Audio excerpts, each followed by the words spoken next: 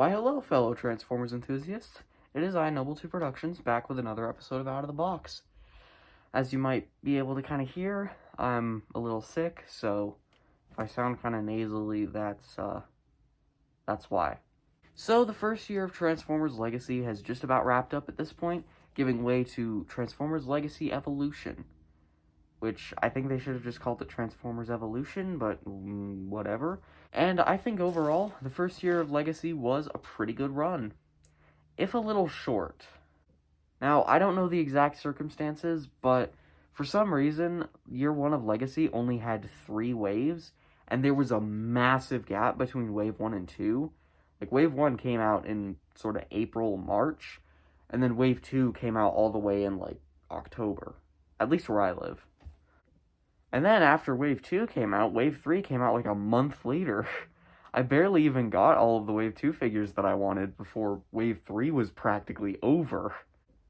And it's unfortunately looking like it might be a similar scenario with Legacy Evolution, because Wave 1 has just started showing up in retailers, and certain figures on Amazon are still showing as shipping in March, and yet people have already found the Wave 2 core classes, and people who've pre-ordered Metal Hawk from Big Bad Toy Store have received him.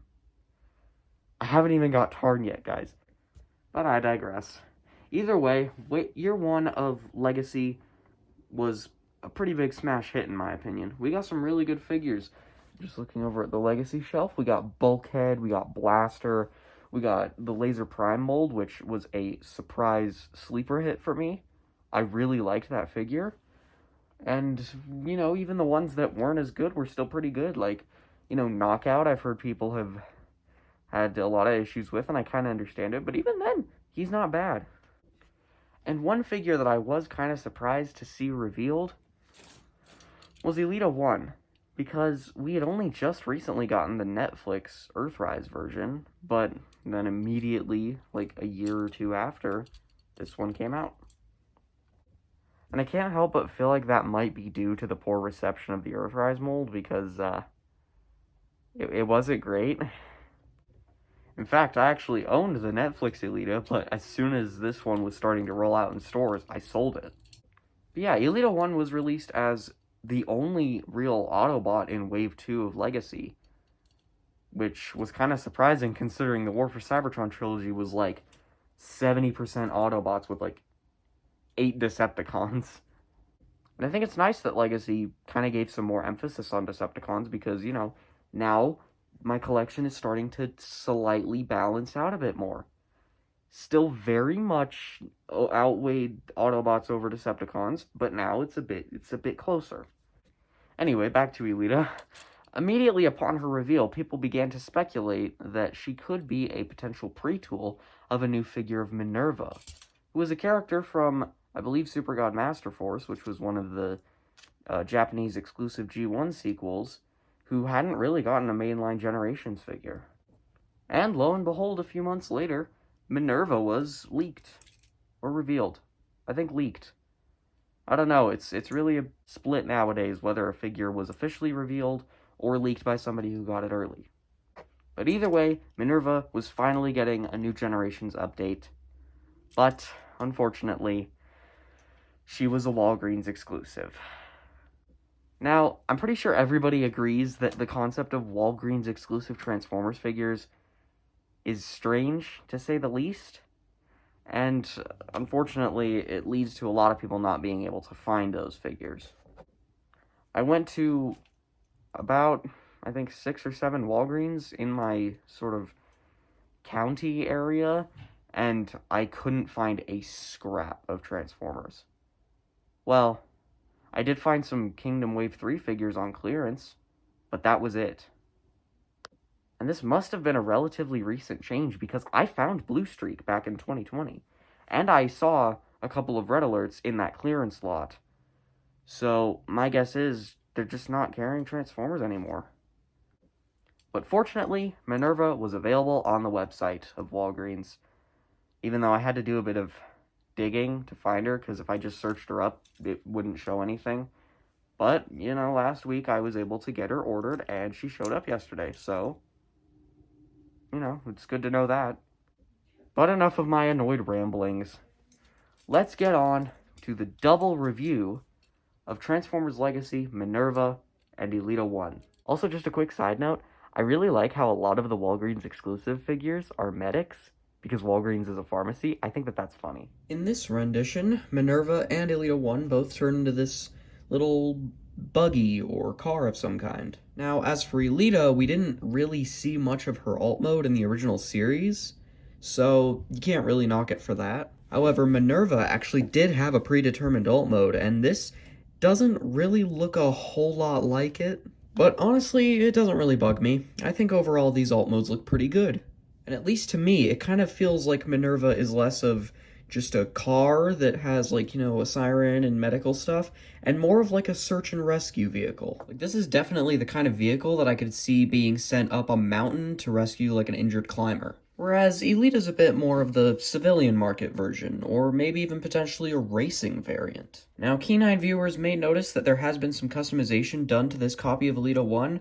I actually added a little 1 here. I just drew it on with a Sharpie, and I think I'd like to paint it on at some point, because I think it looks pretty cool, how it kind of, you know, fades into this line, kind of. I mean, color isn't exact, but I think it looks pretty cool, and could look better if I actually match the paint up. And on the topic of paint, I think that Elita very clearly has more than Minerva, but that isn't necessarily a bad thing. I think Minerva still looks pretty good. She has the typical white with red accents of the average medical bot, kind of letting you know what her job is. Whereas Elita has various reddish colors that gives her a nice sort of cohesiveness to her color scheme instead of just a bunch of different random colors. I mean, I don't think the colors are quite exact to how she appeared in the cartoon, but honestly, that isn't too big of a detractor. In fact, usually I don't care that much about cartoon accuracy unless it's like a Studio Series figure. You'll also notice that each of them has their own unique roof attachment. Elita's is supposed to look like the top of her head as her alt mode from the show, which off the top of my head, I don't know if it appeared in the episode or if it was just concept art, but it had that, so they put it on this figure. And Minerva is given a standard siren with a 5mm hole in it in case you want to use it for something else. Now, the siren for Minerva, I quite like. It's a different design than we've seen, but the siren or piece up here for Elita, it doesn't really do it for me, so usually, since it's on just a 5mm port, I just leave it aside. And that's what I'm going to do for the rest of the review, because this looks a bit better. Now, both of them do make use of clear plastic, but it's used relatively minimally. It's mainly just for this piece here, which for Minerva I think looks pretty good. For Elita, I think it should have been a bit of a darker shade, because you can kind of see the torso of the robot down there. And speaking of the torso of the robot, yeah, they're kind of shell formers. They're not as egregious as like Earthrise RC, but there is definitely a lot of visible robot under there. Now for Elita, at least there's the ability to turn her head around so that her face isn't visible. However, unfortunately, Minerva does not get that luxury. The way that her chin is shaped, it interferes with some of the mechanical systems in the hood piece. So, unfortunately, she's stuck with visible face syndrome. But, you know, it's not that big of a deal if something is visible on the underside of a car. Okay, so, editor's note here. Yeah, you can have the head turned around for Minerva's alt mode. Yeah, I was wrong. What is slightly more egregious, though, are the visible feet on the back. Now, granted, I think it would be much, much worse if they were just stuck out like that. That's how they are in robot mode. But, I mean, this doesn't look great either. But, I mean, at least they tried to kind of give them some booster detail. I mean, given that you don't really get to see a lot of this in the robot mode, I think overall, as far as visible feet on a car mode go, it's not too bad, but I feel like they could have done something a bit better. And for Minerva in particular, I think I would have opted for white feet, just so that it kind of blends into the back slightly more. I mean, Elita's aren't great, it's a different sort of magenta shade, but overall it's fine. And at the end of the day, these are just on friction joints, so if somebody wanted to design a 3D printable foot piece that looked more like the rear of a car, it's totally possible. Now, of course, being cars, they both feature rolling wheels. They're actually pretty good despite just being pegged in. And speaking of the wheels, Elitas actually have painted rims. Minerva's don't, but again, I see her as a bit more of like a search and rescue vehicle, so I doubt she would really need it. And even then, the entire wheel on Minerva is painted. As you can see, it's molded in white. And something weird about Elita, her wheels appear to be, they're white molded, but then they have white paint as well. So I don't know if maybe they're molded white, then the tire's painted on, and then the rim is painted on. That seems a little bit inefficient, but okay. And as you can see, in addition to the 5mm port on both of the roofs, they each also have 3 on each side, as well as, the 4 in the back if you want to have some, rocket boost effects. But the 3 on the side are more used for the weapons, which, again, as usual, we'll get more into the weapons in robot mode, but you can really just plug them into any of these ports. And overall, I've seen worse weapon storage. It's okay. It's not really that creative, but at least it's not just, plunking it on top of the car. At least it kind of almost works. And also, something I've just realized, curiously enough, Elita does not feature an Autobot badge at all on her car mode. Minerva does, but the only Autobot badge on Elita is on her robot mode chest. So, toy hacks exists. If you really care that much about having a badge in alt mode, they're widely available. You can put one on. How about some size comparisons? Here they both are with Studio Series 86 Core Class Rumble. Here they are with Transformers Legacy Evolution Hotshot. Here they are with Legacy Velocitron Override. And here they are with a standard C-type battery. And I think that's about enough for the car modes, so let's get on to robot mode. And here is Minerva and Elita-1 in robot mode. And overall, the transformation process for these two was pretty good. Yeah, nothing was really too overcomplicated. There were a few bits where it felt like you really had to do things in a certain order, but that's not really that big of a deal. And I think the robots themselves turned out really well. Now, yes, they do have backpacks, but overall, I think that they're relatively decent backpacks. They're not too big, not too open. I think that they're alright. And speaking of the backpacks, you may notice some slight differences, but this is just up to personal preference. In the instructions, it tells you on both to put them up like this, but I prefer to leave them down for Elita and up for Minerva because, well, it's more accurate to Minerva, and it helps kind of distinguish them a little bit. Now, the tooling is exactly the same, aside from the head, obviously, and I honestly don't really mind that much. I think it's pretty decent tooling overall. You got some nice detail on the torso and the arms, and relatively distinct paint schemes. Like Elita, as I mentioned before, has an Autobot badge, whereas Minerva doesn't. And Minerva has some blue around there, whereas Elita doesn't. It's just all red. And speaking of the head sculpts, I think both turned out pretty well. Elita's looks pretty good. This looks relatively accurate to G1. It's got nice painted little antennas, and then you got this nice metallic visor piece, I would call it, as well as these 2 little things on the side of her head, and a nice face picked out in white with some nice pink lipstick. And the same thing goes for Minerva, a nice head sculpt, pretty accurate, though I did notice there is, for the orange on the face, there is a little bit there. I don't really know if you can quite see it, where it's not, like there's some red bleeding through. Same thing up with the antenna, but it's not that big of a deal.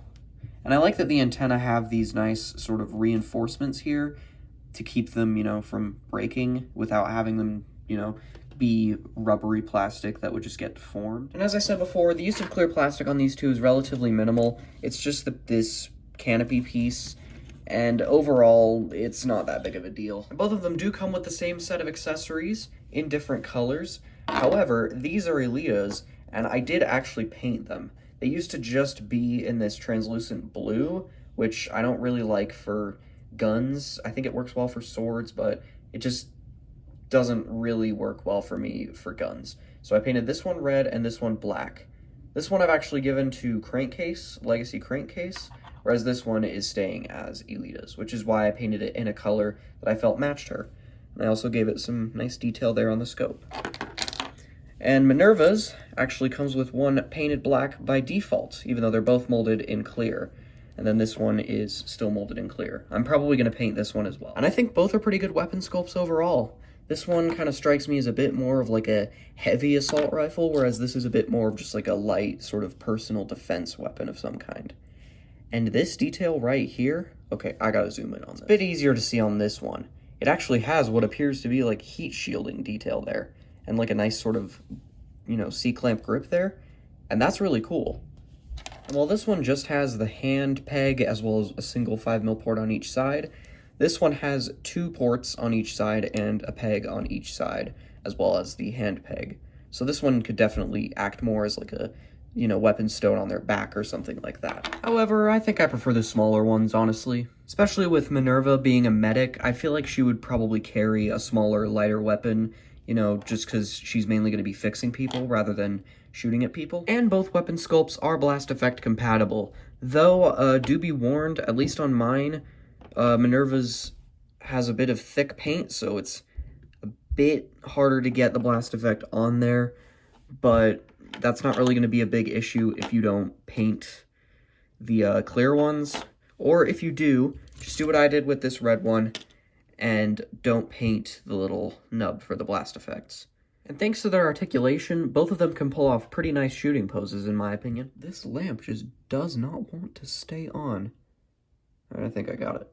Anyway, speaking of articulation, both of them feature, obviously being the same sculpt, they feature the same amount of articulation. That being a ball joint at the head, although Minerva gets a lot more up and down and not really much left and right than Elita. Although on my copy, at least, Minerva has that thing where the head is kind of, I think it's the ball joint has like a seam on it, so it gets caught up, and, you know, if I try to move it just a little bit, it doesn't. But it's not that big of a deal. As for the arms, both feature a universal joint, and on both of them, on my copies at least, the forward and back is a little bit tight. And then, of course, you know, out and in, both of them feature a bicep swivel, a pretty nice just over 90-degree elbow bend, and a wrist swivel, which is always welcome. I suppose maybe I should mention why I value a wrist swivel so much. It's because it can allow them to usually get into a much better, you know, two-handed shooting pose like this. Yeah. Both of them do feature a waist swivel, which can go all the way around, just barely sneaking by the backpack. Both of them have universal joints at the thighs, as well as a thigh swivel with pretty interesting construction there. A good knee bend looks just under 90 degrees. Maybe just over, or 90 degrees. I can't quite tell. I don't have a protractor handy. And a nice foot pivot, but the unfortunate thing is, it kind of clicks into place, so that's kind of like, you can go like that, or like that. There isn't really much of an in-between, and then it could go all the way in due to transformation, obviously. As I said before, that allows you to get some pretty decent poses out of these two. I really can't think of many more joints that I would add. Maybe just, you know, fix the ankle pivot a little bit, and that's about it, really. As for features, both of them do feature 5mm ports in 2 spots on each foot, as well as one kind of low down on the leg and one up here. There's none really on the arms, so you can't do like a cannon, but, well, actually there is one under the arm, so you can do something with that, I think. And again, both of them do have something of a large backpack, and that wouldn't really be too much of a problem, except that the little tab on the spoiler that's supposed to hold it into the back doesn't really work too well, so it kind of flops about a little bit. But it's really not that big of a deal, and if they're standing straight up, gravity holds it down just fine. Something else I like is how they used the sides of the spoiler piece here to actually help reinforce this. So you click that in, and then this kind of goes over it just to help hold that in place. I like things like that. I like it when they use, you know, vehicle parts to help reinforce other vehicle parts. And I guess maybe you could count the ability to move these as articulation, but I don't. They're kind of just, you know, position them however you want. How about some more size comparisons? Here they are with Legacy Core Class Bomb Burst. Here they are with Legacy Deluxe Crankcase. Here they are with Legacy Voyager Class Armada Starscream. And I know it's practically sacrilege that I prefer to have the back cannons mounted like this. Just because, you know, this takes up a lot of space, and I like this a bit more. Sue me. And here they are with a large chisel-tipped Sharpie. because why not? These two are very nice figures, and in my opinion, some of the best female Autobots that we've got in recent times. Maybe because their transformation isn't complete ass. So yeah, at the end of the day, I think Minerva and Elita turned out pretty well. Especially compared to some of the other female Transformers that we've gotten, like Siege Chromia, where she's just, like, massive backpack. I mean, you know, they do have backpacks, but in my opinion, they're a lot more well-managed. Now, despite this being a double review, their scores are exactly the same, aside from paint and color separation, but I took their score and just averaged it out, so yeah. As for the actual scores, for Alt Mode, they get a 7.5 out of 10. For Robot Mode, they get an 8 out of 10. Articulation, they get a 7 out of 10. Paint and color, they get a 7 out of 10. Accessories, they get a 9 out of 10. Transformation, they get an 8.5 out of 10. And for structure, they get an 8 out of 10. And keep in mind, I probably should have clarified this when I first started the ranking system.